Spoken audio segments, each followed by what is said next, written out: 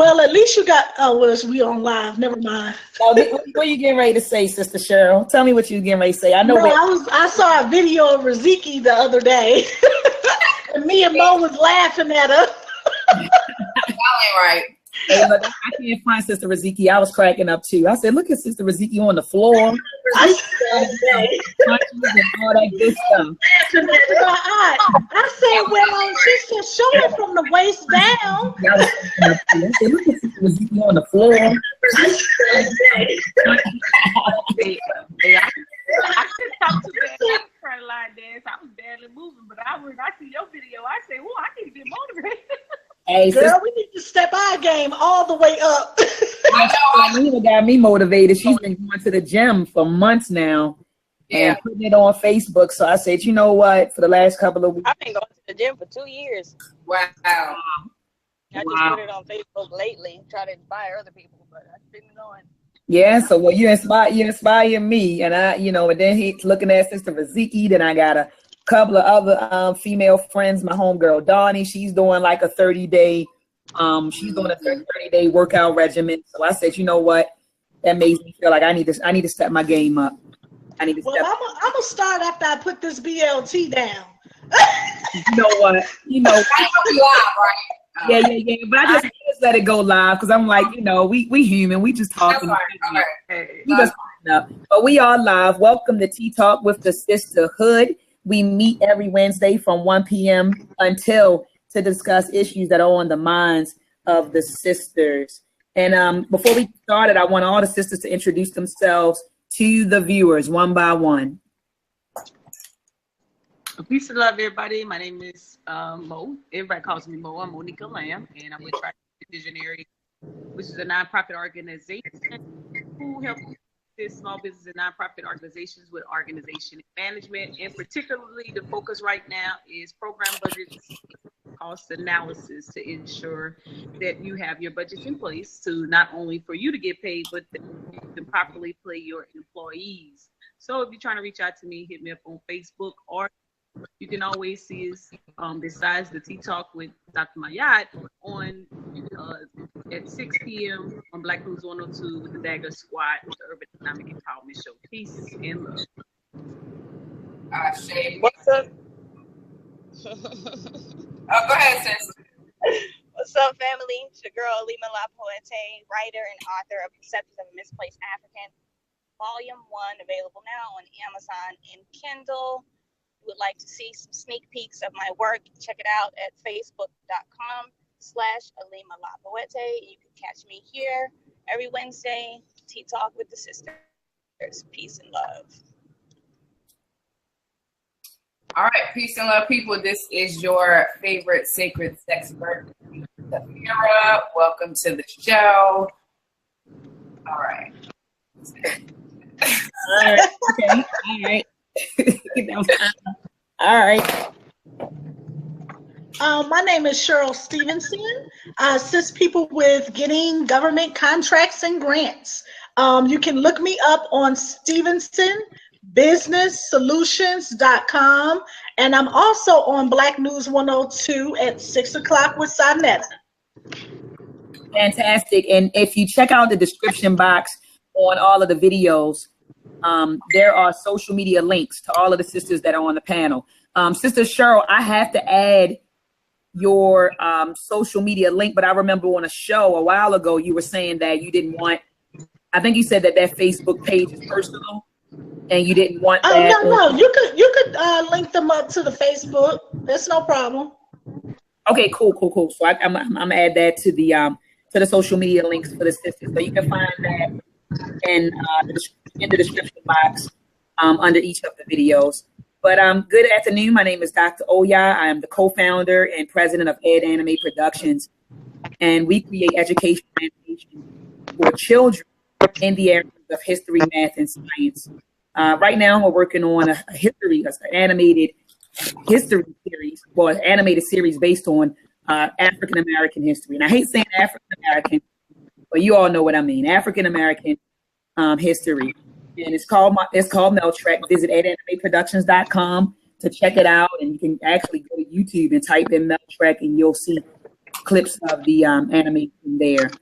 So before we get started, ladies, we have to venerate the ancestors and call out some names and pay homage to the ancestors, for we understand that we are incarnations of them and that they are our foundation. It's from them that we draw wisdom, strength, and guidance. So let's go down the line and let's just venerate one of the ancestors that have motivated you in some way, shape, or form.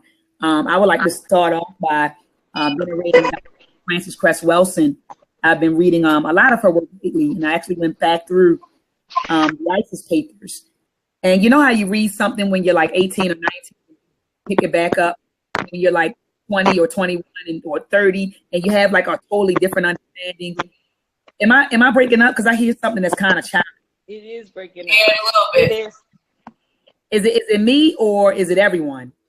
Well, maybe everybody need to hit mute.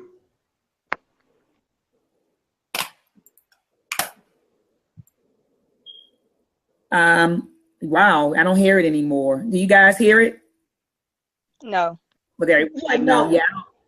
Yeah, I don't hear it anymore. But after I finish talking, I'll mute my mic as well. But I would like to venerate Dr. Frances Cress Welsing. Ashe. Ashe.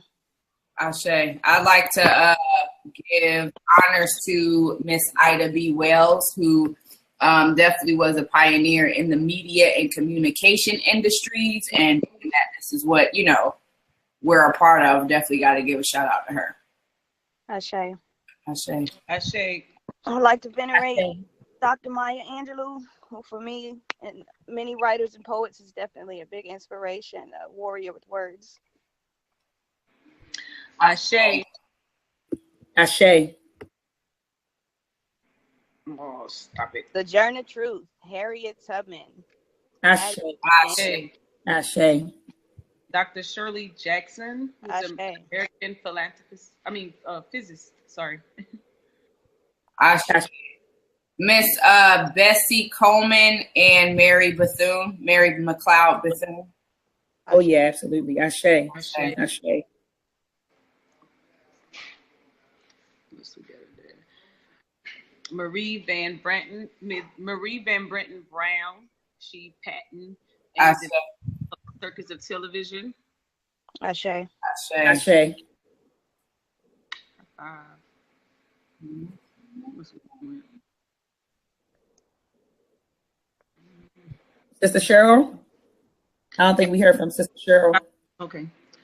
Dr. Patricia Bath, the optometry inventor. Ashe. Ashe. Ashe. Laser surgery. Ashe. Ashe. Anyone else, sis? Let's see what else we got. Let me get all my lists together.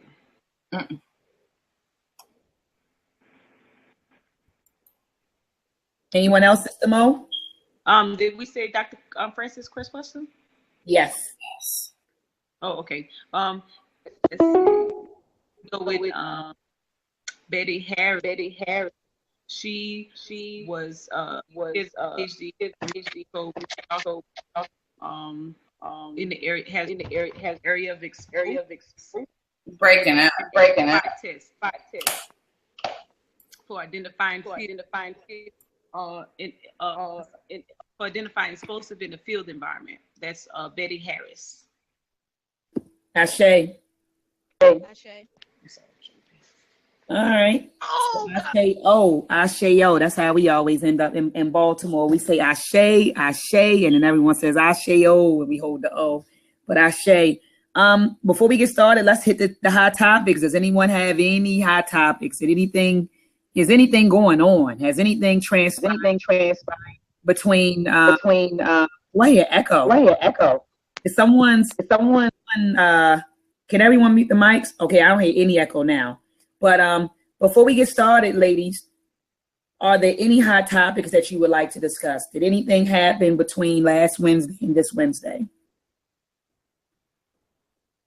I think this morning, a young boy, 5-year-old, it's his birthday. He got shot in the head because two males were having, their discord I want to say it was in the Bronx this morning, a 5-year-old. And so there's the concern with that is that we haven't, our communities, we're doing so much in the violence that we're not harming, they are not harming themselves, but they're harming children. This kid was 5 years old, got shot in the head on his birthday. What a way, you wake up to celebrate your birthday, and in different, you end up family end up mourning your life.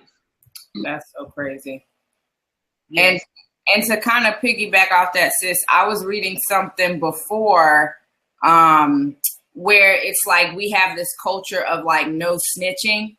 And, I tell people straight up, like, listen, you know what I'm saying? Look, I'm telling, first, I ain't about to go to jail for nobody. And then number two, if you really did something wrong, like, if someone's child got murdered or somebody got raped and I had an inkling, I'm telling, like, I don't understand why, we go on an outrage or a rampage when other people do us wrong. But when we do it within each other, everybody wants to keep quiet. And I could see if we had our own kind of community police, our community justice, but unfortunately we don't. So the only other people we have to go to is towards the system, and kind of like another friend that I know, something's going on within the community. She went to the community for help. That didn't work. So now she got to go to the court system. So it's like, we got to stop playing with that. So the article says a Bronx parolee is the man who shot the 5-year-old birthday boy in the head at a rival who had gotten the best of him in a fight, law enforcement said. So looks like he was going back. They had a fist fight, looked like, and then the guy seems like he lost. And so he went back to, I guess, get revenge. So the little boy got shot with a stray bullet. And the young man who shot him is only a 27-year-old. And this happened in the Bronx. He's at the little boy. Let's see, they have him. He's at the Morgan Stanley Hospital. Yeah, in the.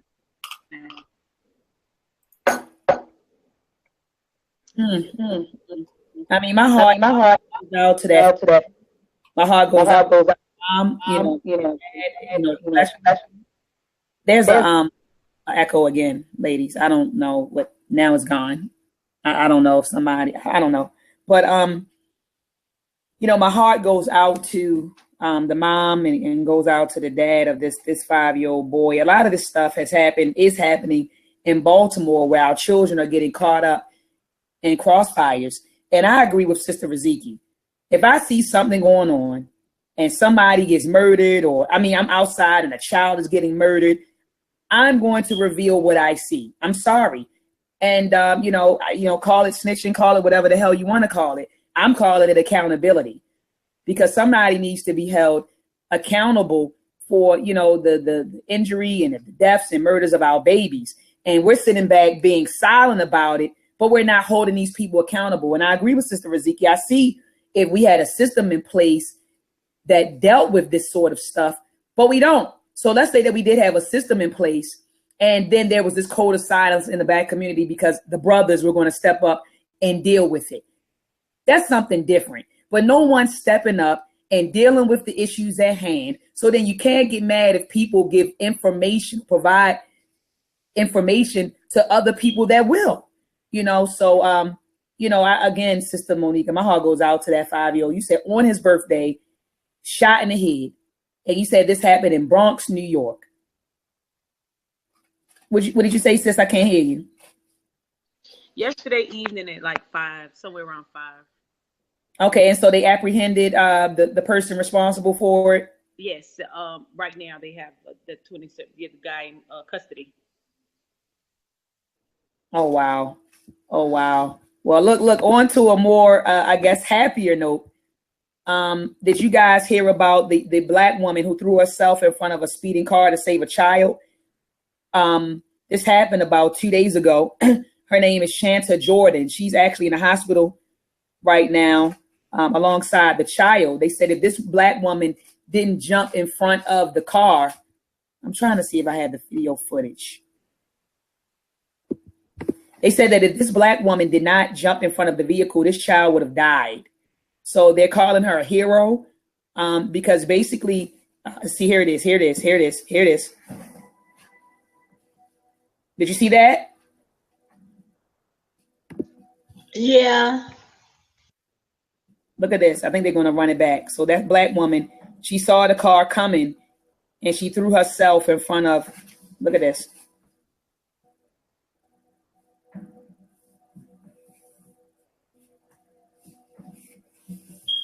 So she saved his life. And I know initially they were going to amputate his leg. So he's in the hospital and they, you know, he had to undergo hours and hours of surgery. And so they thought that they were going to have to amputate both of his legs. But the doctors came back and said that they didn't have to do that. All right. So, you know, kudos to Sister Shanta Jordan. I know that they have a GoFundMe page up for this sister. Just to reward her. People, you know, sending in donations to her and donations to her and donations to the family for her, you know, heroic deed. So I did want to add that. That's a hot topic. I know a lot of folks have been talking about that lately. Are there any more hot topics, family? Well, yeah. Oh, there's that echo again. Okay, well, yeah, y'all remember the Super Soaker, right? Like that was my favorite, you know, like little toy day. And I didn't know that a black dude invented it, but Lonnie Johnson, he's now, you know, like pursuing, you know, funding robotics teams in schools. And I thought that was pretty cool because I'm like, we definitely need more of our children, you know, a part of technology. And, you know, we got a little curve we got to catch up to. So I thought that was kind of cool. Something positive, you know. Oh, yeah. Fantastic. Yeah, no doubt. No doubt. Else? Sister Alima? Hear about is a young sister. I think this happened a few months ago. Maybe it was a little longer, but it's just now updating. And she was 15 or 16, and a group of young girls at her school jumped her in the bathroom, and she ended up passing away. Y'all remember that? Yeah, I remember that. The young girl, she one of the girls that was found guilty, she got 6 months. And there's a huge outrage her getting such minimal time. And I was curious as to what the sisters thought about that. In my perspective, maybe it's because I studied the law and I was a paralegal major. So maybe I understand the law in a way that people don't. So I understand that when someone gets charged, there's a lot of mitigating factors surrounding that. So you have to ask yourself, did those teenage girls intend to take the life of the young girl, or did they intend to hurt her? And then secondly, she ended up having a heart condition that was rare that not even her parents knew about. Wow. Trauma, along with the heart condition, is what caused her to pass. So then it's basically like if she didn't have that heart condition, she would not have passed. So I'm just wondering what the sisters think. Do you think that's a suitable charge, or, you know, like, how do you feel about it? So they jumped the girl. You said they jumped the girl, and she ended up dying, but it wasn't as a result of the beating. It was a result of the fact that heart condition. Right. But it was a mixture of the two because the beating caused the trauma to her heart. See what I'm saying? So it's a compilation, but ultimately it's her heart, you know, that was the issue. And they got 6 months. Yeah, 6 months and like 300 hours community service. I think that sentence was rather light, Sister Alima, in my opinion. How old were the girls? 15, 16, like her. Okay, so they were minors. They were minors. And their intent wasn't to kill the girl. It might have just words and got it. I mean, just like we've all got in the fight. You know. I'm gonna go out and come back in, make sure. Okay. So I'm wondering, do we need to drop out at a time and come back? Yeah, this is why I after a certain age, I got scared of fighting, because you just never know. Like, there was one time I got in a fight and I was, the girl had a hole in her heart and I didn't know until afterwards, and I remember like, how I was, fighting her, and I just really felt bad. Like, dang, what if she died? You know what I'm saying? Like, I really felt bad after I was done with her, because I was like, what if she died? And, you just never know. So I don't know. We just got to teach our children, man, like, there's got to be another way. And I understand too, like, even growing up. Well, see, I never jumped nobody. I always hated people who feel like you got to jump somebody. Like, I'm a one-on-one type of person. You know what I'm saying? Like, but at the end of the day, we just got to teach our children a better means, because you don't know what's going on in people's life or what they got going on pre-existing. And so I don't know how those girls feel now. Like, you probably didn't mean to kill her, but you did. So, how do you feel for the rest of your life? Do you feel any kind of remorse? Do you feel okay? I mean, that's my main question, because you just never know with people. Do you think that the sentence was rather light though, Sister Riziki, like 6 months and community service? Do you think that was kind of like I do, because here's the thing: at 16 years old, I knew I knew how I fought. So if I'm going to jump somebody, it's going to be some damage. Like, I don't care what nobody say. When you jump somebody, you trying to do some real damage. You may not mean to kill them, but you trying to do some damage. And absolutely, the fact that, she died as a result, because if she wouldn't have got jumped, she probably still would have been alive. So it was something added on to her heart issue. I do feel like that was like, I do. That's a whole life that's gone. Cause y'all don't know how to, talk stuff out or at least one-on-one or something. I do think it was too light. That's not okay. I agree, too. I mean, the general consensus is that she should have got this like at least 10 years or some shit like that. I don't agree with that. But I don't agree that the sentence is light, though. I agree with that. Yeah. But for instance, say if she a year, maybe two. I don't know. But after that, there needs some follow up. Like, you gotta understand, even though you was young, like you killed somebody. It should be more than 6 months for sure. That's crazy. I don't know how people can. Yeah, I'd probably like to see what precedent, like what did they use to back up the sentence. Did they kind of plea, or was it, what precedent or what case was used to kind of that's because normally they base off of prior. They'll use whatever case would best punish fit the crime. So to see that too. Now I have to ask things because I don't know when they. Yeah, Sister Monica said she can't really hear you. Sister Alima, I think your computer. Meet your mic real fast, Sister Alima. I think it's your computer, Sister Alima. I don't know. On the computer. Is it your phone? You have YouTube computer, then it's gonna echo.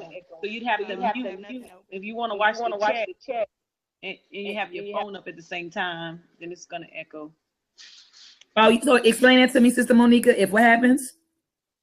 If you have your the Google Hangout up on your computer and the YouTube, then it'll echo, and so you have to just pause the YouTube and just let the chat run. Or mute it. So even if what if you're not on your computer and you're on your cell phone? Same difference? Yes, same difference. If one of them gonna have to be muted. Oh, okay. So that's with Okay, cool. It's gone now. Sister Alima. I just hung up and came back. I didn't have no apps open, so I don't know what the problem was. But it's gone now, sis. So let's get to the huh? Sister Riziki, say something. Oh, she's on the computer. Sister Riziki, unmute your mic and say something. Let's see if the echo comes back. Hey. Okay. Yeah. Say something. Okay. It ain't me. All right. And it's not me, is it? It's not echoing with me? No. Okay. Oh, but when Sister Alima went out and came back in, it's gone because her she's off mute now, so she her mic isn't muted, so it's all good. It's Okay. so good. So let's get to the topic at hand: colorism.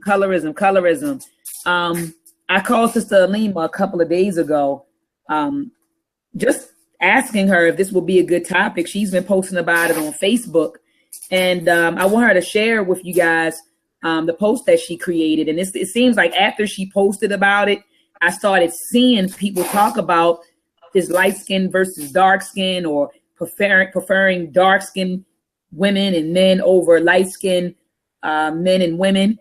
And so I said, Sister Alima, we should have a show about this. So she was like, cool, let's do it. So Sister Alima, can you share, with the viewers and the listeners, your thoughts on colorism? I remember it was a Facebook post and you went in, talking about it. So could you share your thoughts on that and what prompted you to create that post? Well, I had been seeing a lot lately. Typically we're used to the promotion of lighter skin and the demotion of darker skin. But lately I've been noticed as the influx of the conscious community, if you want to call it that it's been reversed. So it seems now that darker skin is being heavily promoted, which, don't get me wrong, it's nothing wrong with that.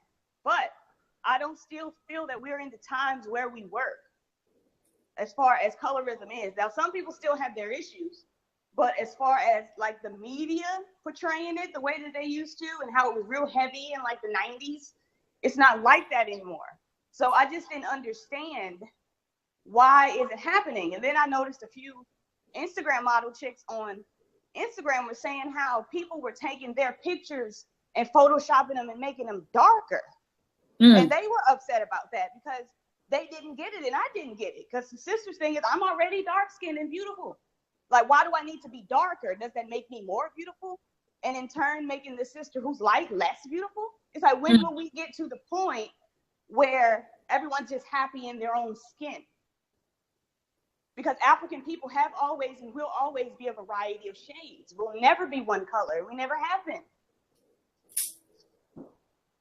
So that was my issue. And my post was saying, many are acting like the white man with this need to promote darker skin over light, playing the same game that he taught you in reverse.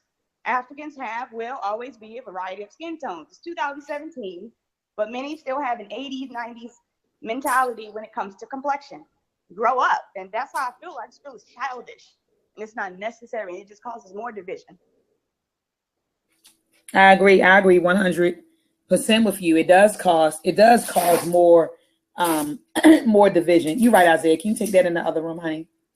But it does cause more division. And it's sad that we're still battling or still dealing with colorism. In our sister chat, Sister Monica asked me, she's like, look, Doc, she said, can you send me some articles, about this? And so I did a quick Google search and she started clicking on articles and started reading them. And she was like, I cannot believe that this is still a problem where you have, light-skinned people feeling like they're discriminated against, or dark-skinned people feeling like they're discriminated against because of their skin tone. Sister Monica, can you elaborate on some of the things that you read that kind of alarmed you? Yes, it seemed to be the same. It seems that both the light and the dark are having the same discrepancies with society. So it's almost like in one season, it's all the everybody was high-fiving all the dark people, and then in another sense, it's like putting down the light skin. Then the light skin gets high-fived, and then all the dark skins get put down. And so what I've learned to do is that I think people have to do is on the spot corrections and not praise those type of behaviors when it actually happens. It almost seems like it's a behavior that's not going to go away for whatever reason. But when it's happening, I think it stems from young on up, in that we have to teach. Like, for example, case in point, last night my nephew, it's some kind of little app on a tablet, and so he was playing through the apps and he was bringing up pictures, and it was some pictures of guys, and so he was like, look, Auntie Mo, I want to look like this guy. And I was like, well, why did you choose that guy? And he's like, because he's handsome. And I'm like, well, you're handsome as well. He was like, no. And I was trying to get him to say I was trying to get him to really say what I know he was thinking. My nephew goes to a predominant white school. And so I know what he was thinking, but he wouldn't say it.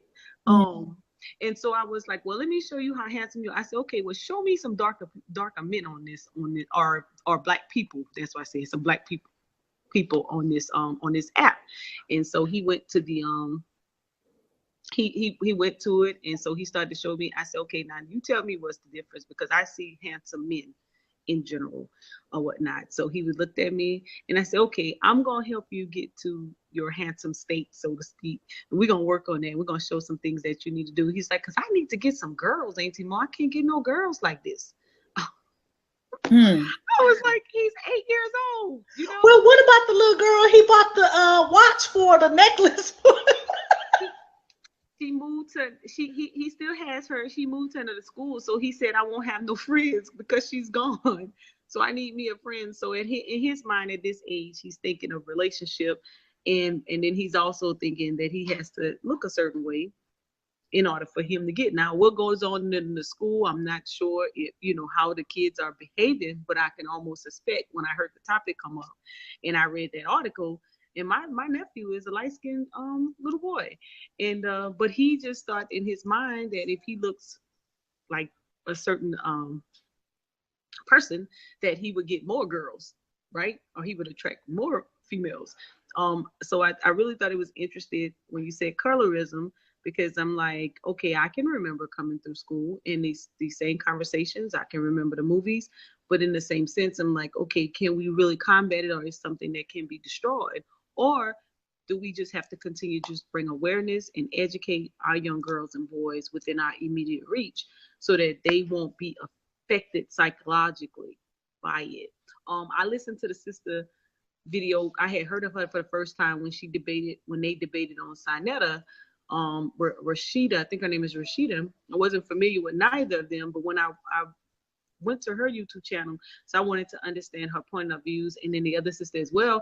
And I'm like, oh my goodness, can we really come out of the opinions, or really shape people's opinions? Because this is deep, and it really goes deep. I've seen it, I've witnessed it, but in the same sense, my only solution is on the spot correction and bringing awareness and educating as we go. I don't even know if it's something that can be destroyed. So you say you don't know if it could. You say you don't know if it could ever be destroyed, because that was my question. Yep. Like, when can we, again, like Sister Alima said, when can we reach, or when will we reach a point comfortable in our own skin? Because obviously we're not comfortable in our skin, and that's why the cosmetic industry is $1 billion industry. I mean, they said that bleaching creams are flying off the shelf. You have people who aren't simply comfortable in their own skin. And then what's puzzling, because Sister Lima said this earlier, how the media used to play a huge role in that. Back in the day, you would see more fair-skinned actors and actresses and entertainers, but now you don't have that. When you cut on the TV, you see a variety of African-American people. Some are light-skinned, some are dark-skinned, some are brown-skinned. So we don't live in that era no more, anymore, but yet colorism is still prevalent among us. It's still a thing. I have a cousin who's a little bit darker than I am. And he went to his mom and asked her, why am I darker than my other siblings? And he may be a few shades darker than his other siblings, but he told his mom, he said, I don't want to be dark. I don't like being dark. He said, I want to be the same color as my siblings. And his siblings are like, maybe Sister Alima's complexion, Sister Raziki's complexion. He may be my complexion, like maybe a shade darker. But he was ashamed of being dark skinned. And I do believe it's because he attended a predominantly white school. And that's probably why, he felt like, he ashamed to be black or ashamed to be dark. Or maybe some kids were, teasing him. Who knows? But colorism is still an issue, in our children. It's still an issue. I still hear children being ashamed of being light. Even with light-skinned kids, it's an issue, because you have light-skinned children who feel like, they're not black enough because they're light-skinned. you know, so it goes both ways. You got light-skinned kids who feel some type of way, and then dark-skinned kids who feel some type of way. So I guess that's my question. I mean, I hear Sister Monica saying that it needs to be on spot correction whenever something like this arises. But I'm just wondering when can we as a collective, you know, begin to feel comfortable with our skin complexions? You know, is it the media? Like, what is it? What do we need to do? Is it going to African center schools and learning that Africans come in all sorts of shapes and colors? I mean, what is it that will eradicate us from colorism? I would say most of it at the definitely early onset starts at home. If you don't teach your children to be proud of who they are and to know that there's a variety of African colors and that we're all beautiful, which a lot of people, they don't. They tell your kids, don't stay out in the sun too damn long. You're going to get black. Put your hat on, you're going to get black. Put some sunscreen on, you're going to get black. So, you know, I grew up hearing the same thing. My mother had issues with color when she was coming up. And we heard the same things. You're going to get black. Stay out the sun. You're going to get black. You know, like it was a bad thing to be dark skinned. But then, like I said, even on the flip side of that, light skinned people have it just as bad, because I have plenty of light skinned sisters who felt that they didn't fit in. And the dark skinned sisters felt that if you were light skinned, then you automatically thought you was all that. So they didn't want to hang with you like that. Yep. It still goes on. And that still happens. That's right. It definitely still goes on. My niece goes to HBCU. Still the same conversation. Same thing Sister Alima said. That's why I said it's definitely almost like a poison that actually just kind of hovers over us. I think that probably when I heard someone said that, I think I watched the clip and the guy said, well, you know, I had a better chance when I was at home meaning he was straight from the motherland, from Africa. And then when I came here, because I thought it was better, but y'all have too much going on with all, you know, but when you're around the same people that looks the same way, you don't really view, you know, you don't get that. So since we are a mixed group of people, a mixed multitude of people, all this extra stuff of either hierarchy or power, what we call power and authority, or control or discrimination or stereotypes becomes a factor for some type of control, or wanting to be in kids. Probably in the kids, it's probably a popularity deal sometimes, or it's just a matter of just being there. I know we have all different shades in Louisiana. We just all kind of mixed up a little bit. And everything I read in that article, the whole yellow bone, light bright, all of that, say it all the time, you know. And for some people, you don't know that it was a hurting deal, you know, or that it shaped their self-esteem. And I think sometimes that matters a lot. Do you know that when you call somebody light bright or yellow bone or red bone or black sheep or something of that nature, that it affects them, or they're hurt by it, or they don't feel comfortable with you calling them? And as a child, you may not be so easy to tell someone that, hey, I don't like when you call me that, or is this really affecting me? And I think, and then it kind of lingers, and then it goes into adulthood. I mean, to this day, I know to this day in my family, I have an uncle. We probably still call him Yellowhead. You know, does it affect them? You know, I don't even really know. I probably need to ask him, but we do. You know, I was the only dark female for a very long time. You know, so I always got called black sheep or whatnot. And so I just kind of like, you know, I don't know. Some people you kind of brush it off like, yeah, whatever, you know. But then others, it really affects them.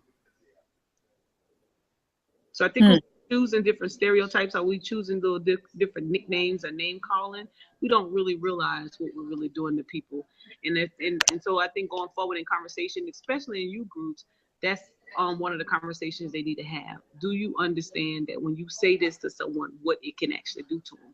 Because in their mind, they may not really understand it. Because as much as I would like to think, young people or people in general are not tuned in to Dr. Mayatu talk, or Rashida's darkism, or anybody who's having a real conversation of how to combat it or how to bring healing to the situation. They are in their own reality worlds and watching those reality TVs.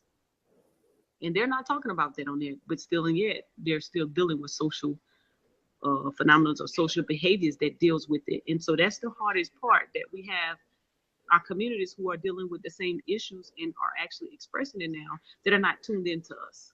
And so I think when Sister Alima said, let's start a group to help with these sisters who are reaching out for healing or help or the conversation, then that's those are methods or steps that we could take to bring about healing. And do you think, and I want to pose this question to the panel, and Sister Alima and I talked about this on the phone. Do you guys think that there's anything wrong with having a preference, like preferring a light-skinned guy? You know, this is just an example, light-skinned guy over a dark-skinned guy. Like, do you guys think that that is anything wrong with that? And I throw that out to you, Sister Raziki, because you and I talked, and you were telling me how before the show, you were like, you know, back in the day, you said I discriminated against light-skinned guys because I felt like they thought they were all that. Well, yeah, not only that, I'm going to say that it came from a couple of places. Now that I'm more grown and I can really be honest with myself. So, yes, number one, I was only interested in men who were my complexion or darker. I did not or was not attracted to light-skinned men, not only because of, like, I had this assumption like they all thought that they were all that. But sometimes what would turn me off was also noticing the light-skinned men who would try to take on dark skin attributes, like how they talk, you know, and I know that's weird, but this is how my mind is thinking. And then three, it was a self-esteem issue too, because I thought that I was too brown to date a light-skinned guy, like a red bone guy. And I thought that, you know, a light-skinned guy will be attracted or more so want a light-skinned woman because, you know, that's just how it is. I felt like the colors should match. Brown with brown or dark and light with light. Like, that was my mentality. And so even in adulthood, and there would be some light-skinned brothers hollering and I'd be like, no, because I just, again, still felt that they came with a certain kind of attitude and mentality. You know, and so now that I'm over 30, you know, and it ain't, dating doesn't get easier. I'm like, okay, let me. But you said I'm gonna take what I can get at this point. Hey, I don't care. Well, I mean, I still got my standards, but I also understand. Yeah, but I also understand too. I could have missed out on a really good guy because, you know, he was too light for my preference, and I do prefer brown and dark skinned men. That is my preference. Now, if a light skinned brother came and just, you know, I'll give him a chance, but that's just been my preference. Maybe it started from an unhealthy foundation. You know what I mean? So, like I said, now I'm just more open. Yeah, and you know what, Raziki, I'm gonna add to that because I've always liked chocolate bald head men. All the way from high school on up. Yes, honey. Had to have me a chocolate guy. And I was like you, I didn't want a light-skinned guy. So I guess I was the reverse of you. I was like, I don't want two light-skinned folks together. Yeah. So I wanted me a little chocolate dark, you know, guy. And that's typically what I dated. But guess what? Like you just said, I missed out on a good guy because I was looking for all the chocolate bald head men.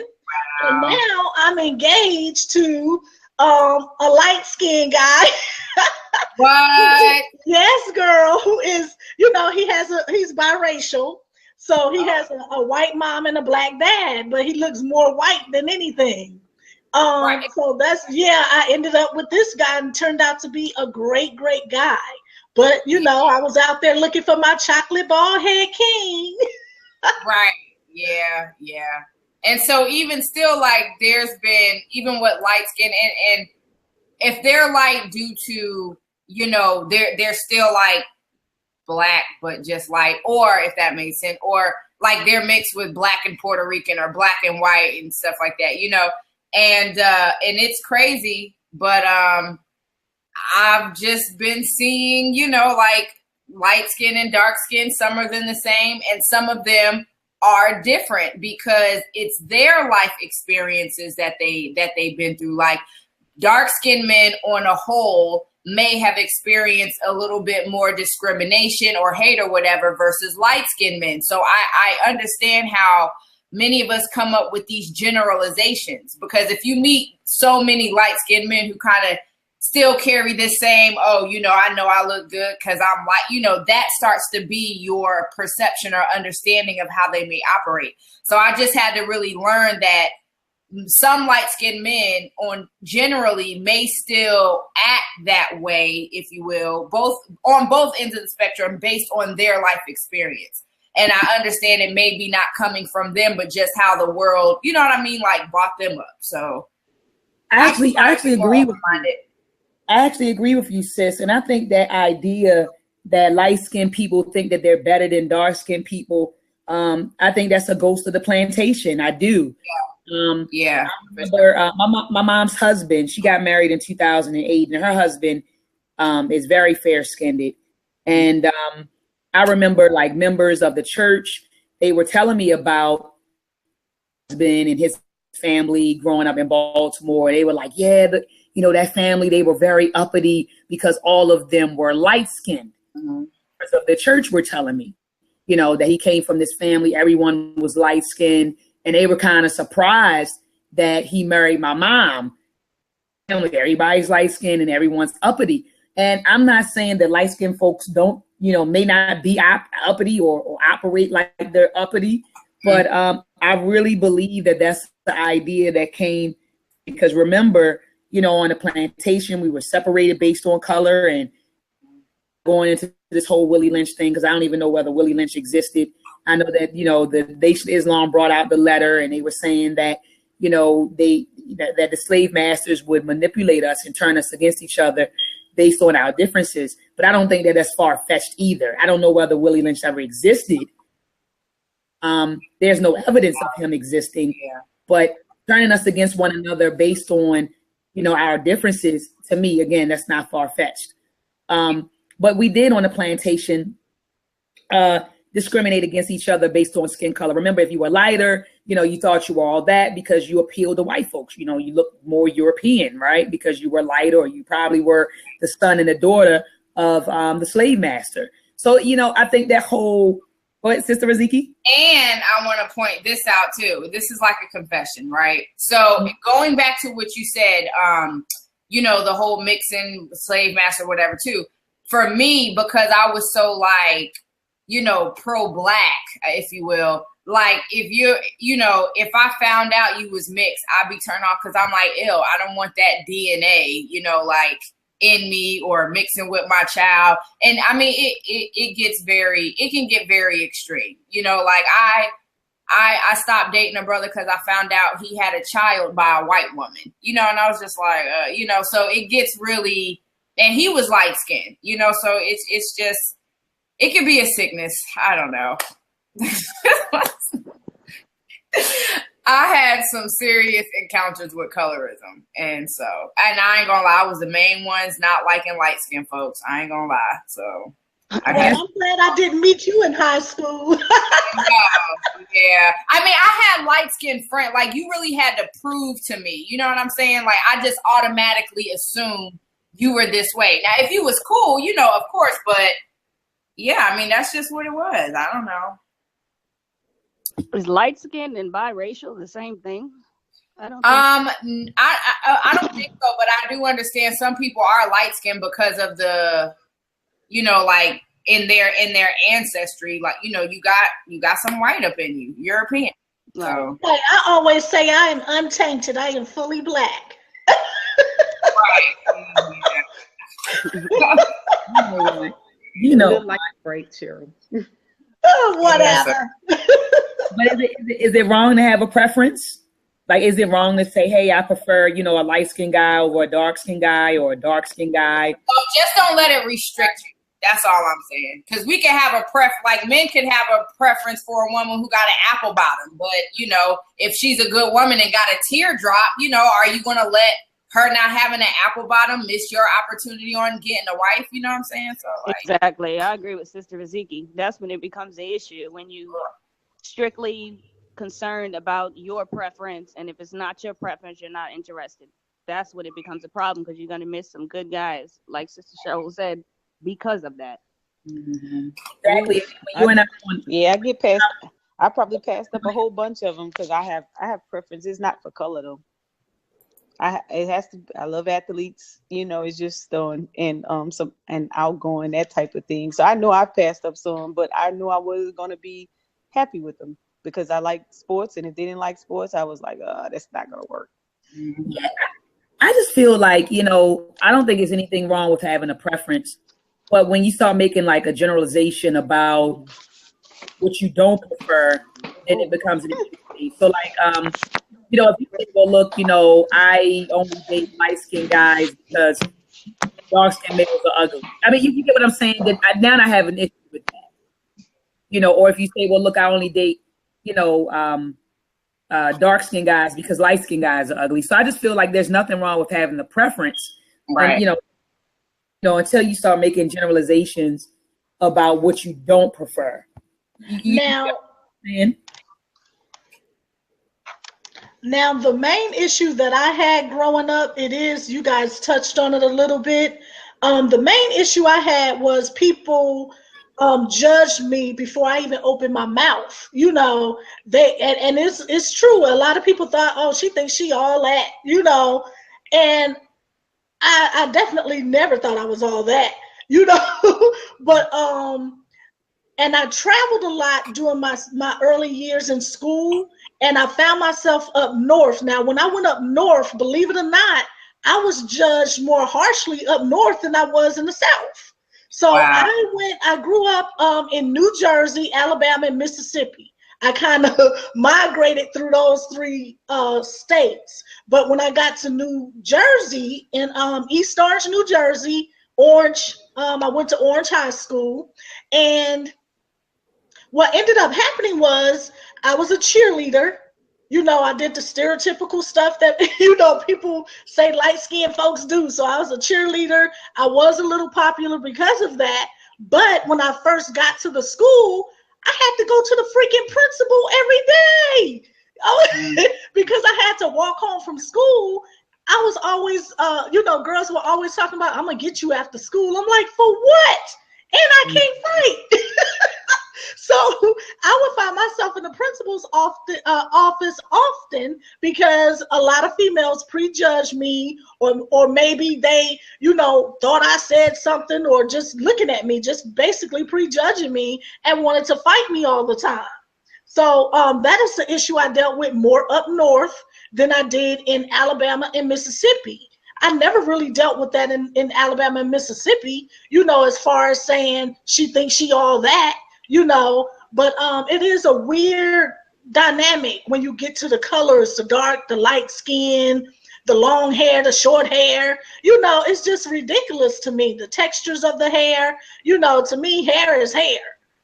Yeah, and I wanna add to that, Sister Cheryl, how like we've been trained to think certain things or certain features are European. Like if you're light, that's a European feature, to be light. Or if you have thin lips, oh, that's European. If you have a thin nose or a narrow nose, oh, that's European. I mean, you get what I'm saying? Like, I just feel like, or if you have a certain, like you said, hair texture, then that's European. Or you might have European in your, you know, in your ancestry. Like, or the shape of your butt. Because I got I have a white girl butt, and I was like, wait a minute, Riziki. First of all, did you go have some surgery? Because your butt didn't look white, girl, on that video. Well, see, African booty, see the black girl booty. I bought, and this is another thing with colorism in a sense that we do. The African booty is round, it's apple like, you know. The white girl booty, which is what I've been, you know, told that I have the teardrop, you know, like it's, you know, it comes and then it cuts, it comes down and then it cuts. So, you know, we in going back to Dr. Oya's point that yeah, there's certain features that may turn us off from each other because we think that, you know, it's white. Not all black girls have big badunkadunks. Like that's just not everybody. And yeah, to equate that feature to white, you know, that's not right. And Sister Alima has been on the continent a few times. Sister Alima, have you seen? Did all the African women have round butts? No, it's just like I've been on the continent too. They all like everywhere else. It's just a variety. It's a variety of shapes. Exactly. And when you guys went, and I know Sister Raziki, you've been a few times too. Yeah. Did you guys see an array of complexions when you went over to the continent?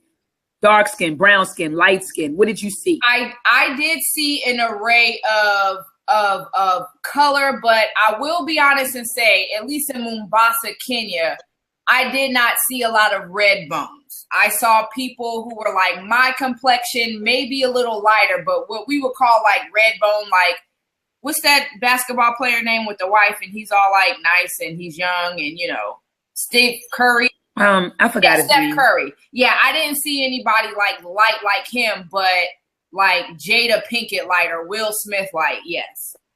Okay. What about you, Sister Alima, when you went over to, I believe, Gambia, right? In Senegal? We went to Senegal. I would say from my experience going to East Africa and West Africa, it's definitely a big dissension. It's a big difference because as we know, a lot of East Africa as well as North Africa is very Arab. Mm-hmm. So when you, in comparison to the two, you know, you talk about Arabs and then you talk about actual African people, which of course they're Africans too, but y'all know what I mean. But when we talk about the Africans in West Africa, of course, for the most part, I would say they were a variety of darks and browns. Like Ziki, I didn't see a lot of red bones. I might have saw one or two, right? But overall, it was pretty much a variety of brown shades and darker shades. Now, I will say in the Arabs, though, there is a variety of Arab shades. Yeah, there's a lot of dark Arabs out there that the average person would look at and say they were black. But they're not. It's hot in Africa. And and I just want to bring to light or just bring to the conversation that colorism isn't just a problem in the Black community. Even though I titled the show, colorism in the Black community, colorism is an issue everywhere. I've read about colorism issues in India, colorism issues on the continent, colorism issues throughout the Caribbean. So, this is like a global issue. This is not just in the, in the Black community. This is in different various communities of color. So I just kind of wanted to add that even though I titled the show Colorism's, in the Black community, it's actually a global problem. It's everywhere. But you're right, because even like, for instance, in South America, and they have South Americans who are like darker than me, but they also, and in Mexico too, and they talk about how it's this thing to kind of whiten out the family. Like they'll make sure that the darker people will marry lighter people so that the children can get, lighter as time goes on. And then on the flip side, I also saw, and I'll see if I can find it, but this Hispanic girl who was light, she was crying real hard because she wanted to be brown. She wanted to be darker, so she didn't like her light skin. She felt that brown skin. Let me see if I can find that. I love that video. I felt so bad for her. I felt bad for her. I was like, oh no, make her black. I know. I felt so bad for her. But, but it goes to show, like you said, it's definitely on both sides of the spectrum. I never saw the video. So she wants to be brown skin. Like she wants to be, she was crying like, real bad crying. Yeah. It was. Oh my goodness.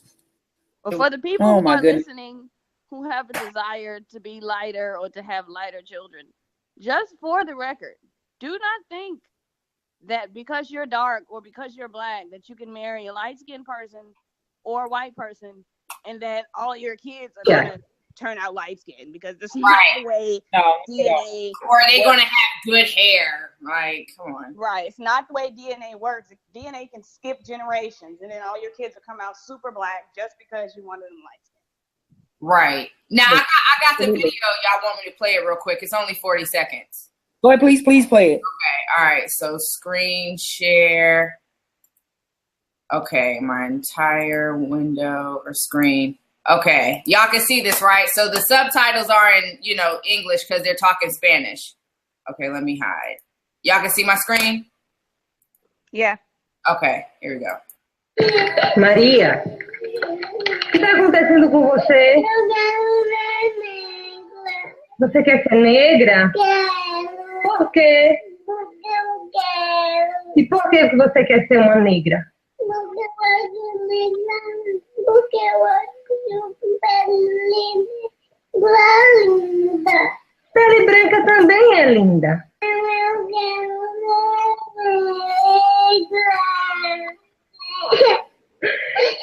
Maria, quando você crescer, você casa com um marido negro e tem um monte de filhos negrinhos.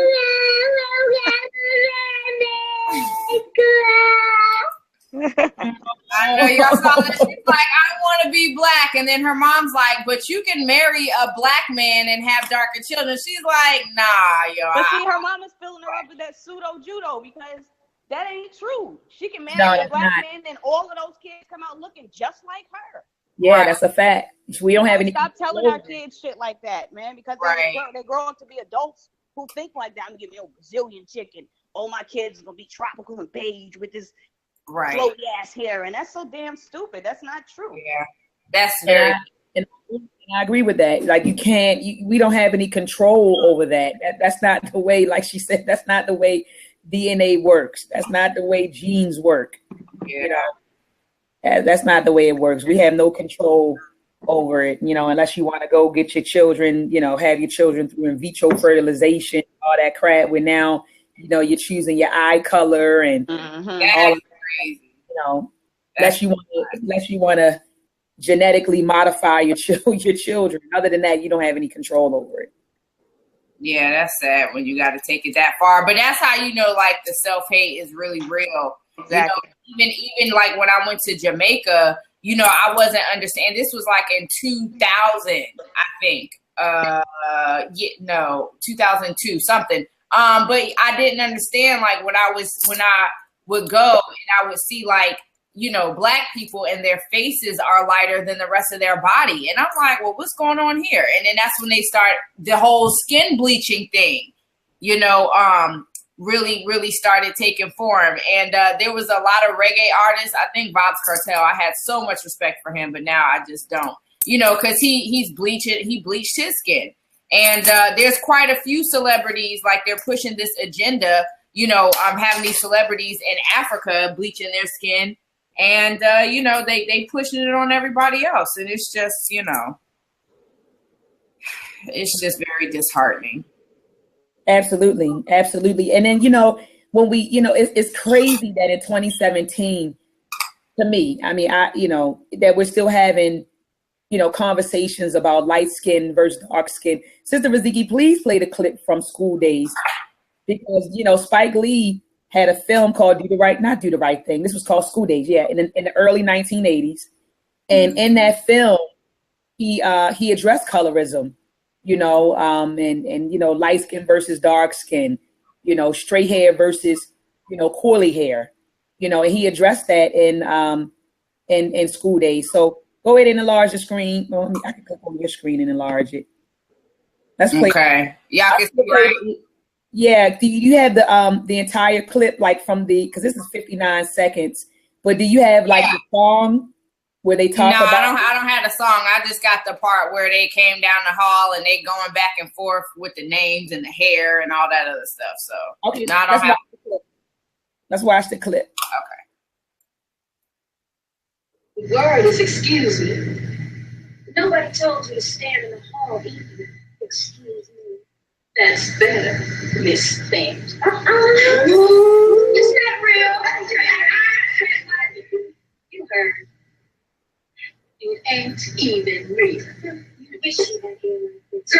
you weren't even born with blue eyes. Right. Blue contact lenses. You're just jealous. Jealous. Rachel, I've been watching you. Look at you. You're not slick. If that was true, he wasn't much to look at. Pick any Barbie doll. High yellow heifer. Tar baby. Wanna be white? Don't start. We're gonna finish it. Oh, snap, honey. Yeah, so you heard that. She's called the girl, the dark skin girl. She called a tar baby. Yeah. Called the light skin girl a high yellow heifer. Yeah. You know? Wish you had hair like this. Picking at me. I'm like, Lord. Yeah, pickaninny. Like, you know. You know what? I think Tashina Arnold was talking about that one day, and she was just saying how her and what was her name? The one that was just on there with the light hair, Gina. Tisha Campbell. Yeah, Tisha Campbell. She was saying how Tisha Campbell would get way more parts than she would because Tisha was light, you know, at the time. So that, yeah, they had a whole discussion about that. I forget what I was watching, but they were talking about that dark skin, light skin thing in Hollywood. Mm-hmm. Yeah, and I believe her. You know what I mean? That was a really big thing back in Hollywood. You know, back in the day, you could hardly find like brown skin and dark skin, you know, actors and actresses. I think who was the one, the dark skinned actor? Everyone was happy. What was his name? Harry Belafonte, is that the guy, or Harry Belafonte is like? Yeah, that's him. He like? Yeah. I don't know. That's him, Sister Alima, right? The dark skinned actor. Mm-hmm. Yeah. So people were. I think that's him, or is it Sidney Poitier? Sidney Poitier, because Harry is light. Yes, you're right. You're right. It was Sidney Poitier. Sidney Poitier, and people were happy when he got in Hollywood because he was a dark skinned brother, you know. But prior to that, you know, the only roles that you saw in Hollywood, you know, when it was filled, of course, by a dark skinned person, was like a, you know, one of those minstrel shows or Birth of a Nation or something like that. You know, like if it was a role. We say, Sister Cheryl, the step and fetch it type, you know, like black skin. Yeah. So if you were dark skinned in Hollywood during those days, like Sister Cheryl said, you had like a step and fetch it type of role. Mm-hmm. Or you was like Sidney Poitier doing a whole bunch of movies with a whole bunch of white girls. So everybody was happy that he was in film. But I was going to say, because he damn sure married to a white woman. I was like, Sidney? Oh, gosh. But I mean, even the roles that he played, it was white women in those roles. Look who's yeah, that's true. Movies, they was cracking, so.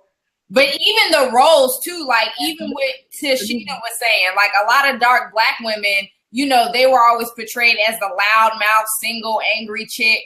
You know what I mean? Like, but the light skinned girl was the more like submissive and pretty, dainty kind of thing. So, I mean, colorism not only, you know, is in the neighborhood and in front of our eyes as far as reality, but even what we see on TV.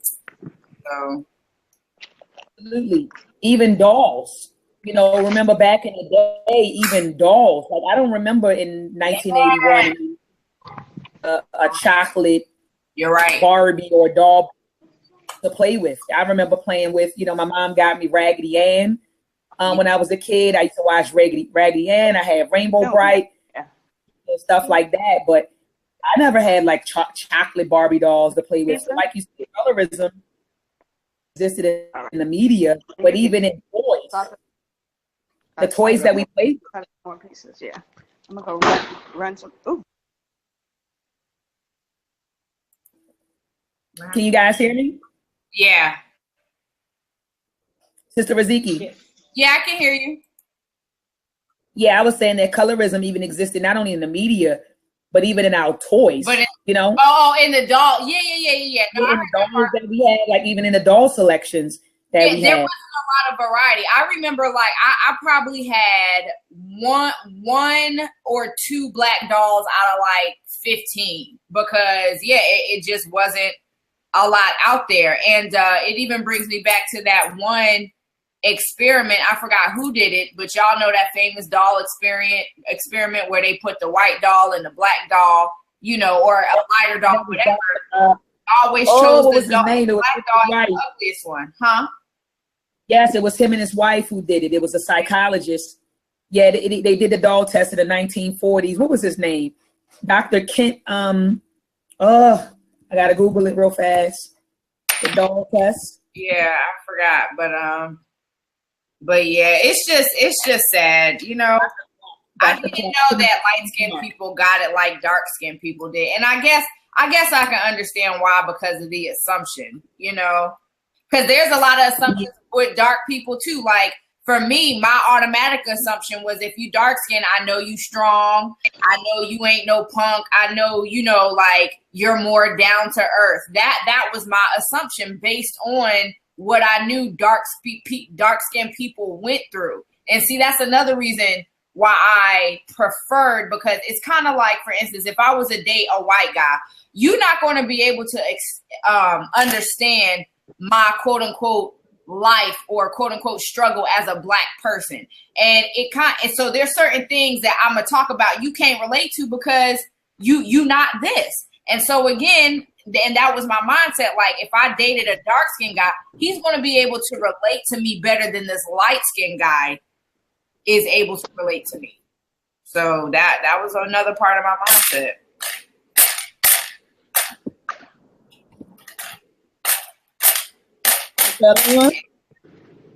Salima, Sister Cheryl, Sister Mo.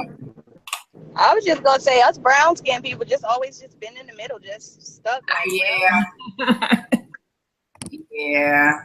She's right. She is right. Because you're not in the, you know, you're not on either one of the, like the end of the spectrum. Right. Because and for me, I was like, I used to be the one who said, I wish I was darker. Like, I never was like, oh, I wish I was lighter. But I was like, man, I wish I was darker. Because, you know, and then when I found out, you know, like certain parts of my lineage, there's a possible European, I was just like, oh my God. And I just wanted to become darker. So, you know, it's real in these streets. Oh, yeah. No doubt. So I think that's definitely a conversation that we have to have with our babies. Yeah. And that, you know, as African people, that we come in a variety of colors. Mm-hmm. And, you know, we have to embrace, you know, all colors. You know, it's not, you know, you don't favor one color over the other or light skin over dark skin. You know, it's foolishness. Yeah. But it's foolishness that have been passed down from generation to generation, because even in my mom's generation, they struggle with colorism. And even in the generation before that, you know, they struggle with, you know, colorism. And then, Sister Alima, we didn't bring this up. There's this notion that everyone, now I'm going back to the days of the plantation. There's this notion that all of the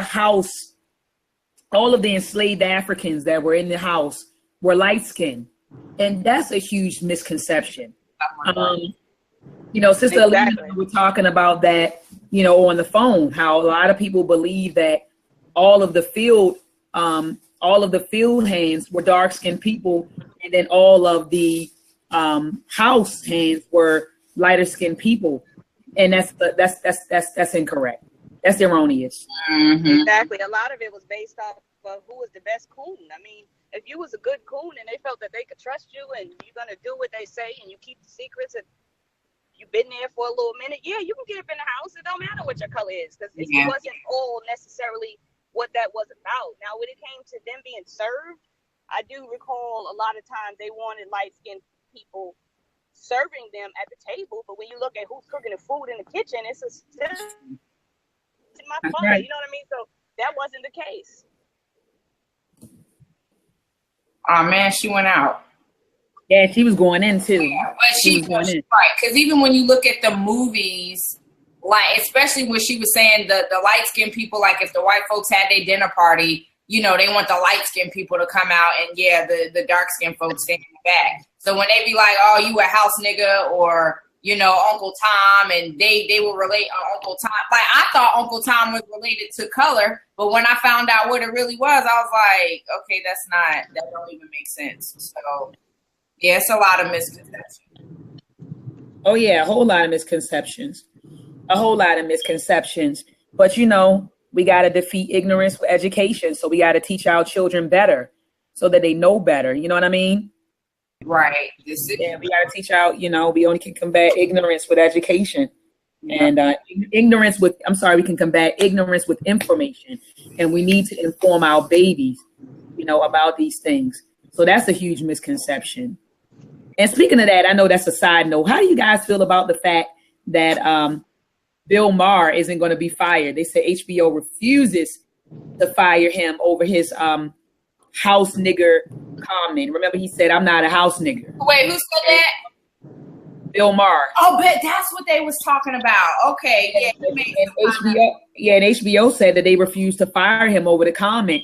And so I hear a lot of black folks on social media griping about it. But then, my question is, hey, are you going to start watching HBO? Exactly. Exactly. Like you're griping saying HBO is not going to fire him. Well, black people stop watching HBO. Just like a lot of black folks were griping over the fact that they're not going to sign or re-sign Colin Kaepernick. Are you going to stop watching the NFL games? You know what I mean? And if not, I'm at a point where I just, shut up. You know what I mean? If you're not going to do anything or take action, why gripe about it? Why groan about it? Yeah, and see, my thing, like when I was reading about it too, because a lot of black people were coming to the defense of Bill Maher, and in the sense of, well, we know that he's not racist, and apparently he's dated black women. I don't know, whatever. Well, oh Lord. But when you say superhead, are we really talking about black? I know, but I'm just communicating. You know what I mean? Like the mindset of some of us, and so which is part of the reason why. When you say, well, are you going to stop watching this or that and the third? And the answer is no, because they, this is how they feel. Like, listen, we know he's not racist. And then two, I'm going to talk about this word nigga, right? I just want to, I think sometimes we become so hypocritical because in one sense, just like we will piss and scream and riot over white folks killing us, but not do the same when we kill each other. I feel like it's kind of the same thing when it comes to the N-word. I do understand that there's more of a sensitivity because of how it was changed from, well, I don't know, I'm not an African scholar, from Naga or Nagast or whatever, to nigger, to the slave master, and then today. But, of course, it's like, what do you do? If another black person call you nigger, like disrespectfully, like, nigga, you ain't da-da-da, and then a white person says, nigger, you're not, like, it's the same intent of you ain't shit, so if I'm going to get mad at a white person, I'm going to get mad at a black person too, and the reality is we don't. So are we hypocritical in that? Because for me, I moved to anybody could be a nigga to me. I don't care if you white, German, whatever. It's a certain mentality, a certain thought process, and a certain attitude. Niggadom is for me. That's why I call it niggadom. So that whole, I don't know. I don't watch the dude anyway. I ain't got cable no way. But it's just we have to be consistent, I think, is my point. Because we get mad over something based on who does it. And I'm just, I don't know. I don't know how to take that, I guess. Well, I mean, with Bill Maher, I know a lot of black people think they didn't gave him the honorary, behind him like they did with Bill Clinton. And yeah, that's what they did. They look at Bill Maher like he's black. I'm like, the dude is white, so irregardless of what he's speaking about and whether he's a right wing, left wing, whatever, he is still white, and he still falls under that white privilege. So he's gonna, stop it with this honorary white or honorary black people thing. But we easily give people that if you put on your tap shoes and dance real good, to shake it fast, but then you're an honorary black person, and you date Corinne Steffens and some other, people, now you're black. So or like you said with Bill Clinton, like with Bill Clinton, because he smoked weed and played saxophone. I'm like, well, damn, that's what equates him to being black. But y'all totally forget about how many black people he done sent to prison. He put in jail, Exactly.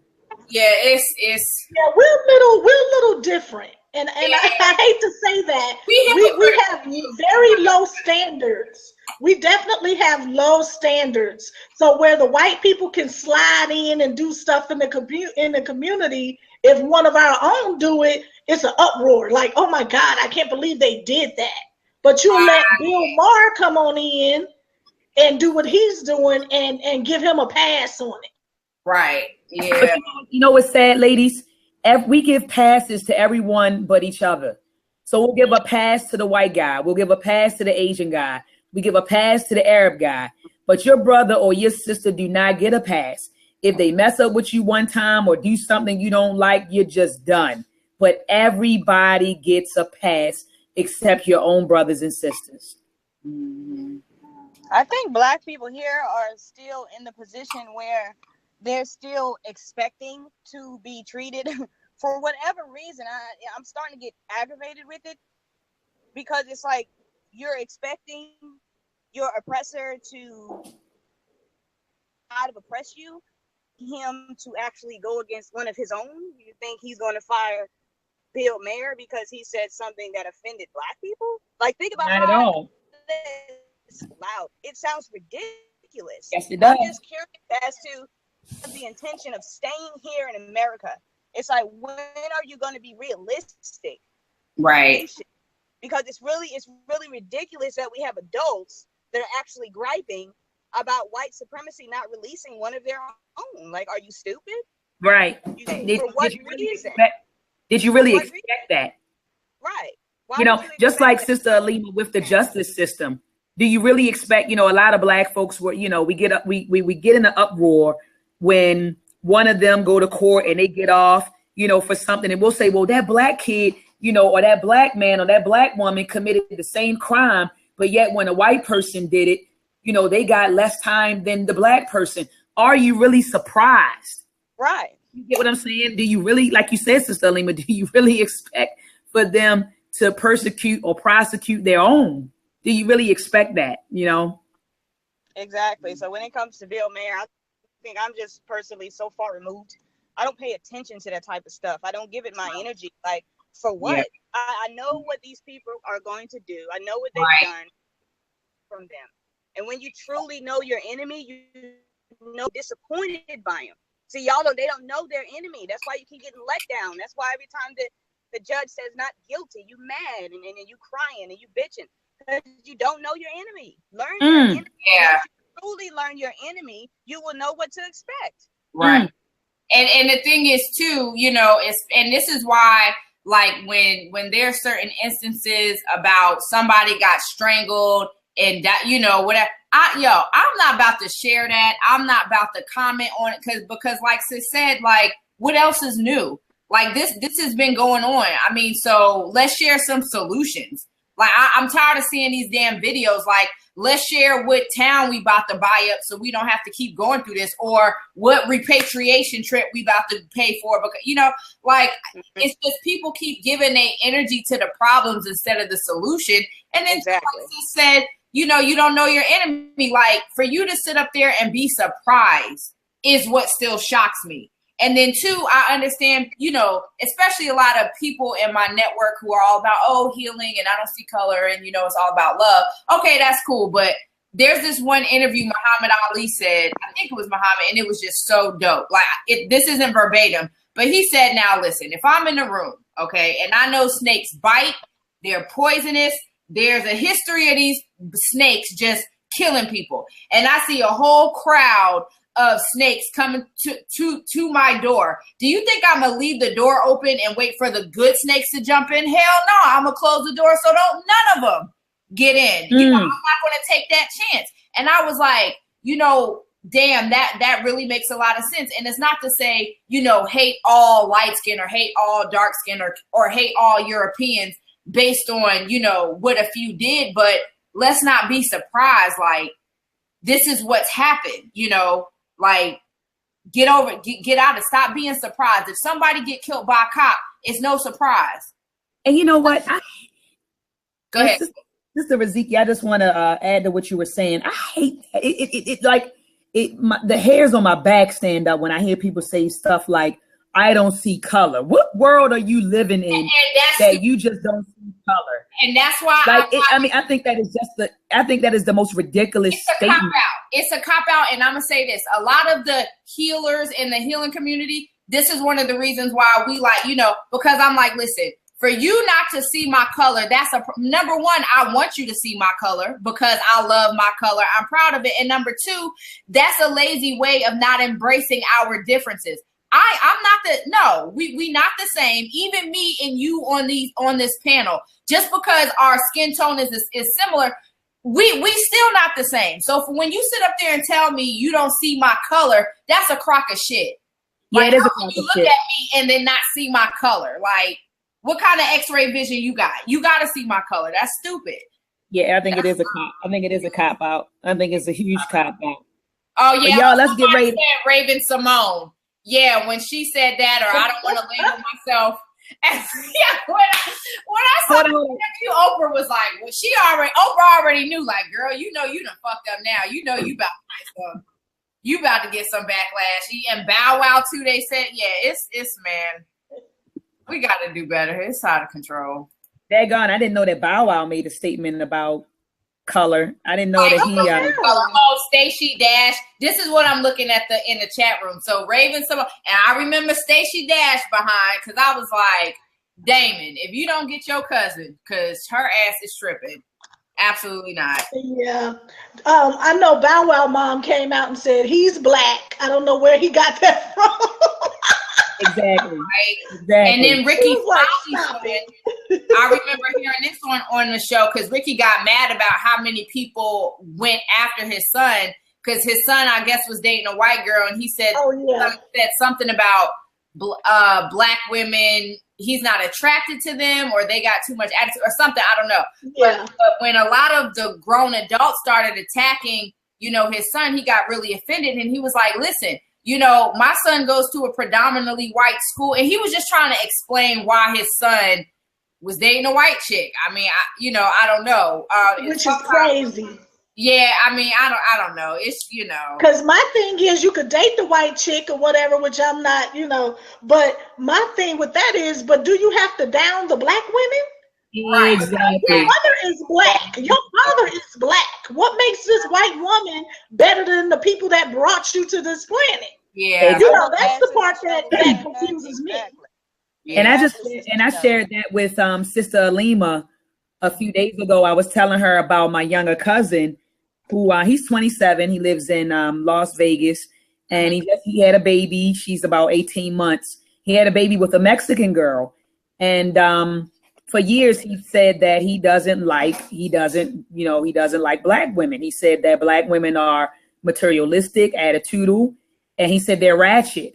And so then, he brings around Hispanic women or Filipino women as if they're better than black women. So, he and I had a heart to heart. I went out there to our grandmother's funeral, which was on May the 20th of this year in California. I met him out there, and I was telling him that it wasn't that I was against. Now, I don't advocate, interracial, relationships or marriages, but I also feel like, who am I to tell you where to find love? So if this woman or this man loves you, I mean, who am I to say, you shouldn't date them because of this? Right. So anyway, I was telling him that my issue with their relationship, it really wasn't the fact that this girl is Mexican. It was that, she's Mexican. And then you've also made comments about black women, negative comments about black women being, ratchet and attitudinal and materialistic. So you're bringing this woman, around our family as if she's better than the women in our family, as if she's better than me, your sister, your mom, your grandma, your auntie, So that was my whole issue. And sis, there's an epidemic of that, and I'm gonna speak on two cases. Well, I don't want to say epidemic, but one, there was this another video or whatever movement that was going around where a lot of Black American men were going to South America because they said that the women there are treat them better than African American women. Like they just knew more how to be, catering and nurturing and all this other stuff. And then the second portion I wanted to bring up. Oh my God, I totally forgot. Wait, the second portion is, and I don't know if this is dealing with colorism, but I also feel like it's more so cultural. Where there's a brother I know, he does Ghana repatriation trips, and he encourages that more Black Americans need to marry Africans and vice versa. Like, Americans stop dating Americans and go to another foreign country and find somebody black and then marry into them. So I know it's not colorism more so, but I also feel like culturism too plays a part in our dating because, for instance, like people from different backgrounds, rather it be your skin tone or the culture you were raised in, the ability to relate and see certain things in a way where it's not clashing and you have a healthy sense of identity. So I definitely think it's more than colorism, but also culturism as well. Because evidently there's some kind of stigmatism that's against Black American women, period. I don't care what shape you are. I didn't even know that was a thing where they were. Yes. And I didn't even know. I'll look up that video next time. But yeah, they did an interview how a lot of Black men were going to South America to find their wife because Black American women are too aggressive. We're not nurturing. We don't know how to support the Black man. We nag all the time. We're too argumentative. And then again, this other brother's noticing that maybe more of us need to start finding our mate overseas that are still Black, but overseas, because apparently the American and American thing isn't working. So I thought that was interesting. So I'll definitely share that video next time. But yeah, it's definitely something that's being talked about, at least here in Atlanta, where I'm at. Oh wow. Yeah. We'll find a woman on a continent because Black women over here in America don't know how to. Wow. See, and even somebody in the chat room said, Raziki, my friend wanted me to go with him to Brazil exactly to get a wife because they treat you better than the Black sisters. My cousin did that, went to Colombia to marry some teenager. Wow, yeah, see. Yeah, that's another thing. So they purposely going elsewhere to find wives because apparently we're too angry and non-supportive.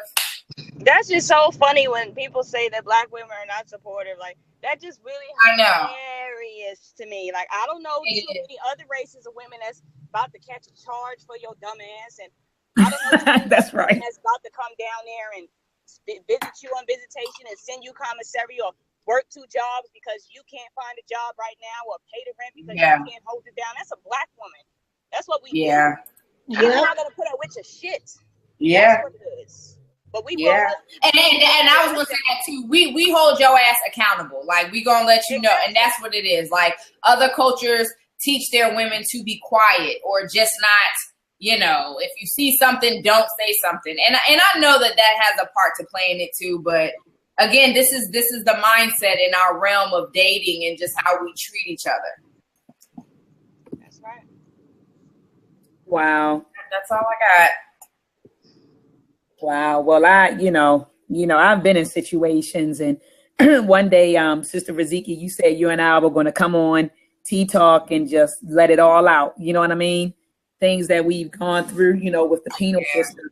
And I can say that I was incarcerated with a lot of females who took charges for boyfriends, who got caught with, narcotics and didn't tell, who got caught with guns and didn't tell. Hell, I was locked up with females who committed, we call it in Baltimore, capers, when you go and rob somebody or something like that. We call it caper. So I was incarcerated with females who we call it a caper, who pull capers with their boyfriends, and the boyfriends got off because they snitched on the girlfriends. This girl was in there, I think she had about 5 years that she had to do. The boyfriend, they robbed somebody and took some things, and he cooperated with the police and told on his girlfriend. And this is not like an isolated incident. I've spoken to several women who were incarcerated, Black women who were incarcerated because they took charges for their men. So they are away from their children, they are away from their families because they were riding and dying. Yeah. Riding and dying for their man. So it's kind of like, I'm with Sister Alima and Sister Raziki. It's funny to me to hear Black men say that Black women aren't supportive. Whenever there's a riot or somebody gets shot or, it's, police brutality, you cut on the news, you go out there, who do you see in the forefront of those marches? and every time.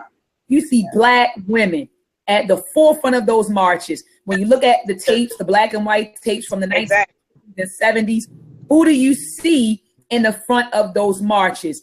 Black women. When we go back to the UNIA, when Marcus Garvey and them had the newspaper, The Negro World, Black women actually had to take out an ad in the paper begging them to join the goddamn movement. So how dare you act as if Black women don't support you or fight for you? We've always supported you and always have fought beside you. You know, always. We always have. We risk our lives. Because that's what kind of made me so mad with the T.I. thing. You know, you kind of be on the fence with him because one minute he black power, but then you're saying the very woman that took that charge for you, you know, that was willing to go to jail for you, that kind of groomed you and got you to where you want to be. Now you're saying that marriage is holding you back. So what, I don't understand that. Yeah, that's a whole other hot topic. Yeah. I'm like, are you on that good weed or what? He just don't want to be a husband. That's all. He just don't want to be a husband. That's it. That's it, and that's what he should say instead of saying a marriage holds you back. Because he generalized it. He necessarily just say he was talking about marriage in general. But, well, I gotta be honest. Marcus Garvey, in his memoirs, he said the same thing about his wife. He said being married was an impediment. Yeah, I read that too. Yeah, but I'll say why. And I can understand. I just don't agree with how T.I. said it, but I do understand, because when you are a person with a huge purpose, it's like your obligation or your duty to better the world. Like, how do you really have time for family? Same thing with like Malcolm X and Martin Luther King, like, and even their children, even though they're grateful, but their dad wasn't around all the time. Their dad was out doing his work for the community. It's like the community got more of their father than they got their own father, you know? So I do understand, like, people who are in these positions, yes, it can be a distraction. And I totally understand that. But I just feel like for one, I don't appreciate him publicly saying it in just the context in which he said it. Like you said, marriage ain't a distraction. It can be if you don't know how to manage and based on what you're here to do and your ability to manage. So. Absolutely. So y'all, let's close out. It's about 2:41. And do you guys have any closing words? I want Sister Alima to show her book if she can and tell people where to find you guys. And absolutely. So, someone else can go first. I don't want to. Oh, I thought I heard you clicking in the background. Oh, okay. Sister Alima, do you want me to put up your book on Amazon? I can share my screen and bring it up so you can talk about it. And until she does, I'm gonna go ahead and do mine real quick. So yes, all right. So again, family, y'all can catch me on my Facebook, Riziki L or Riziki Zafira, or on my website, www.rizikizafira.com. I also, if you're in the Atlanta area and nearby, we're kicking off our sexual healing series starting July 15th from 7 p.m. to 11 p.m. This is where we will discuss how, sexual energy can help heal trauma. We'll also discuss, the benefits of lingam massages and table work, and really introducing the world into what our version of Tantra is, not like what you heard from the Asians and the Indians and stuff, but more so other indigenous cultures and their ways of certain rites of passages and sexual rites of passage, initiations, and all that other stuff. So if you're in the Atlanta area, definitely link me up, click the Eventbrite link and get your tickets. There is discounts for couples and those with groups of 5 or more. Okay. That's it. Fantastic. Sister Alima, Sister Alima, do you want me to put up the book? I don't know. I know her mic is muted. Oh, I'm sitting here talking. Oh yeah, you can if you want, and I can just tell them. Hold on, let me share it. Okay. While Dr. Mayad is talking, I am the author of Perceptions of Misplaced African, Volume 1. I actually plan to have a small poetry reading here in Atlanta. Hopefully next week. I'm tossing up between 2 locations. So once I get the exact locations, I will definitely let everybody know. And hopefully everyone who's in Atlanta and surrounding areas can come check that out. So you can hear a little bit of the work. Where Dr. Mayada. Okay, yeah. So that's it on the screen, family. On your mobile device or your laptop. And you can also get Amazon, or you can order through me at a discounted rate. And you can find some more of my work at www.facebook.com/Alima La Poete. And soon Lily La Poeto Speaks will be up too, just to drop that. But yeah, that's it. I love it. I mean, the book is fantastic. I'm looking at the description. Tired of being bored to death by love poems? Yes. Looking to be enlightened as well as entertained? Yes. Are you an advocate for raw truth and seek to have by any means? Yes. Will you walk with me through the mind of an African misplaced far from home? Yes. Take a glance through the perspective of one traveling the road of many looking for their way home. Excellent, excellent, excellent. And this is Amazon. All you got to do is go to Amazon.com, and it's also available on Kindle. So if you guys got a Kindle Fire, you can download it on your Kindle. Let me go here. Sister Monica, Sister Cheryl. Yes. Would you like to put up something and talk about it so folks can know where to find you and how to support you? Same place. Nope, I don't have anything to put up lately. But if they want to reach me, they can email mo-cheryl@stevensonconsultants.com. Again, that's mo-cheryl@stevensonconsultants.com. And we'll get out whatever information. If they inbox me on Facebook on Monica Lamb, then I'll send them the information necessary. Most of the time, I think everybody's looking for government contracts or anything like that. Oh yeah, I do have a class on Eventbrite. It's called Program Budgets and Cost Analysis. I had forgotten all about it. I was about to say that. When does it start, Sister Monica?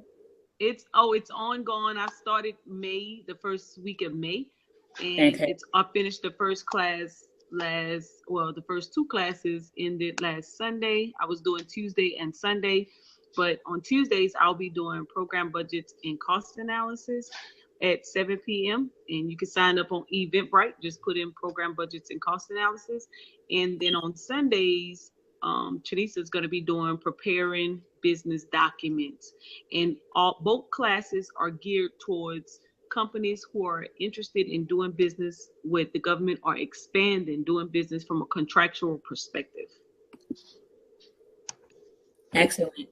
Sister Cheryl, did that sum up everything that you have going on as well? Because I know you guys are working together. Yep. So that summed it up. If you want to get in contact with me as well, go to mo-cheryl@stevensonconsultants.com. And of course, we help you get those government contracts. Fantastic. And I know you guys are doing some stuff with Sister Raziki. I know you guys are collaborating on some stuff. How is that going, sisters? I know I gotta get in this a few more bits of paperwork, and then we'll be good to go. Georgia, give it. So you know we got to do a testimony right here on Tea Talk with the sisters. Of course. Yeah, once you submit the paperwork and everything goes through, we definitely got to get a testimony. Absolutely. With the sisters of what Sister Cheryl and Sister Monica, are doing out here in the community. Definitely. All right, let me share my screen and I'll wrap this up really fast. All right, so this is Ed Anime. This is the website for a company I co-founded with my family entitled Ed Anime Productions. So Anime is short for educational animation, and we create educational animations for children. And right now we're working on a series entitled Meltrek. We currently have Meltrek 1 and 2 available. Meltrek episode 1, pre-diaspora Africa. So children learn that Black history does not begin with slavery. That really was the whole objective of the film, is to teach them that our history does not begin with the Ma'afa, but it does begin with, Black civilization right in Africa. So you can go to the website and check it out, or, get it for your loved ones. We also have Meltrek episode 2 available. In this particular episode, we're trying to dismantle the notion that Africans came over here only during the transatlantic slave trade. Africans were already here in America. There was already an African presence here prior to the European invasion. And so in Meltrek episode 2, I think that we do a wonderful job teaching children about the African presence in the Americas, and also teaching children about the Aboriginal cultures in the Americas. All orders will ship on Friday. I repeat, all orders for Meltrek episode 2 will ship out this Friday. We get a huge shipment in. Thanks. Yeah, so Sister Monique, yours is coming, sis. I appreciate your support and your patience. But all orders will ship on Friday. So that means everyone will get their DVD at least by the middle, towards the end of next week, depending upon where you're located in the U.S. All right. So Sister Monique, when you get your DVD, I would love for you to come and, give us your feedback on, let me go hide this. I would love for you to give us your feedback on the DVD once you check it out. I want your feedback on it. Gotcha. All right, so that's all I have, ladies. I mean, is there anything you guys want to discuss?